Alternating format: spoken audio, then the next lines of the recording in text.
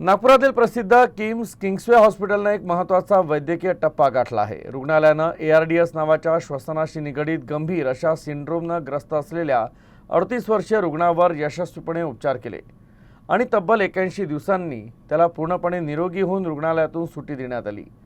ही कामगिरी रुग्णालयाच्या प्रगत critical care क्षमता आणि समर्पित टीमवर्कमुळे शक्य झाल्याचं मत वैद्यकीय तज्ज्ञांनी व्यक्त केलंय।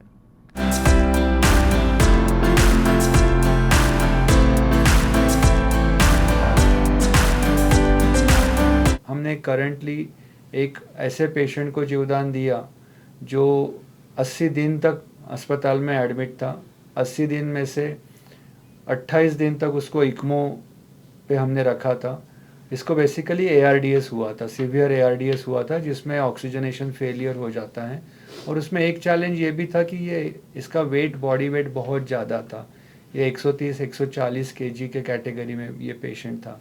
ऐसे इसमें चैलेंजेस और भी अलग रहते हैं, उनको वेंटिलेट करना डिफ़िकल्ट रहता है और उसी डिफ़िकल्टी की वजह से हो सकता है उसको इक्मो की ज़रूरत यानी गिरी उसको। He was almost for 28 days on ECMO, and after that also almost 50 days on ventilator on and off. And recently, just 10 days back, we discharged him successfully. And this was due to the team that we had in our hospital, the hospital management, and the supportive staff, other consultants that gave good support for the patient management.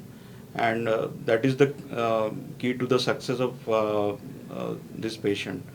Extra corporeal membrane oxygenation therapy जो बोली जाती है, तो common public को मैं ये बोलूँगी कि ये एक कृत्रिम लंग होता है, जहाँ पे नेचुरल लंग्स काम करना बंद हो जाते हैं in spite of giving the full support of ventilation and proper medications also. तो ये केस में हम एक कृत्रिम लंग का सपोर्ट देते हैं, दैट इज़ अ इक्मो। तो challenging part of in this patient was 180 kg, तो उसका डिमांड ऑफ ऑक्सीजनेशन था वो बहुत ज़्यादा था। और जो हमारा कृत्रिम लंग होता है उसकी एक कैपेसिटी होती है, तो उसके लिए सपोर्ट देना it was a beyond capacity. तो ये हमारे लिए बहुत चैलेंजिंग था। और ये जब हमने 28 डेज के लिए रन किया तो we need to change 2 oxygenator for this patient and successfully we manage that.